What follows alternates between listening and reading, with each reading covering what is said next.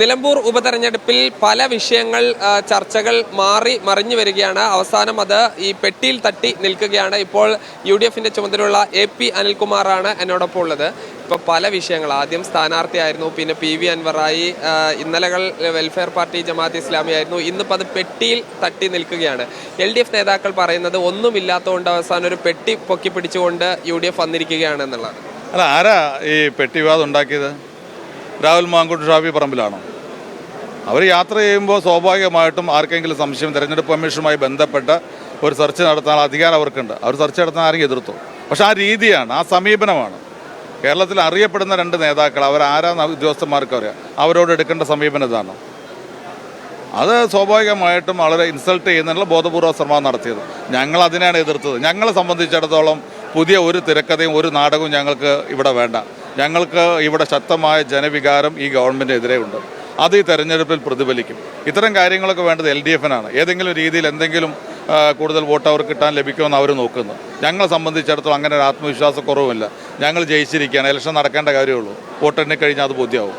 പാലക്കാട് ഹോട്ടലിൽ നടന്നതും ഷാഫി പറമ്പിലും രാഹുൽ മാങ്കൂട്ടത്തിലെയും ലക്ഷ്യം വെച്ചുകൊണ്ടായിരുന്നു. സമാനമായ രീതിയിൽ ഈ ഉദ്യോഗസ്ഥർ ആരെങ്കിലും ബോധപൂർവം രാഷ്ട്രീയ ഇടപെടൽ നടത്തി പറഞ്ഞയച്ചതാണെന്നാണ് വിശ്വസിക്കുന്നത്. അല്ല, എന്തായാലും ഈ രീതിയിലുള്ള ഒരു സമീപനം ഉദ്യോഗസ്ഥന്മാരുടെ ഭാഗത്തുനിന്ന് ഉണ്ടാവാറില്ല.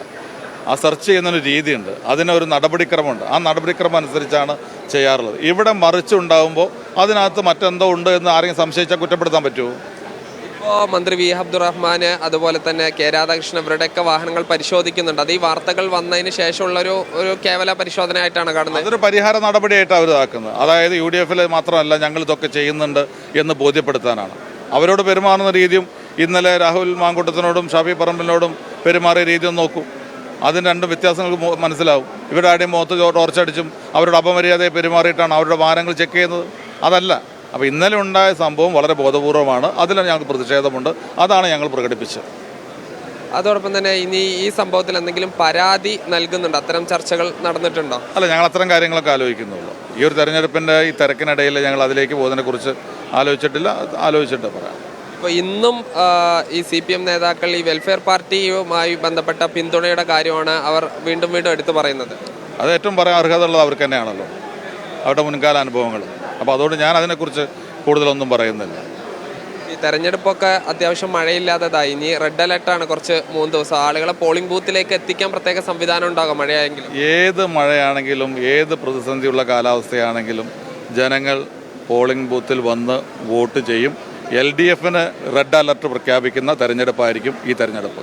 അൻവർ പ്രതീക്ഷയേക്കാൾ വലിയൊരു പ്രചരണ രംഗത്ത് വലിയൊരു മുന്നേറ്റം ഉണ്ടാക്കുന്നുണ്ട്. ഞാൻ അതിൽ അത്തരം കാര്യങ്ങളിലേക്കൊന്നും പോകുന്നു.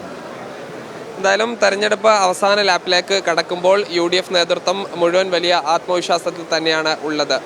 സാജിദ് അജ്മൽ, മീഡിയ 1, നിലമ്പൂർ.